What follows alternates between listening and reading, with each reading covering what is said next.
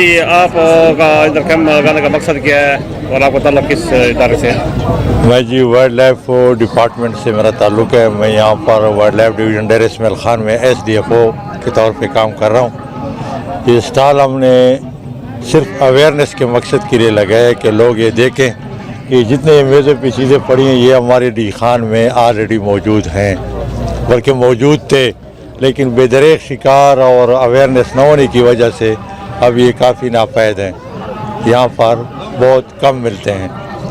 صرف یہ مارخور جو ہے یہ ہمارے ساتھ سلیمان رینج میں اب بھی کافی تعداد میں موجود ہے.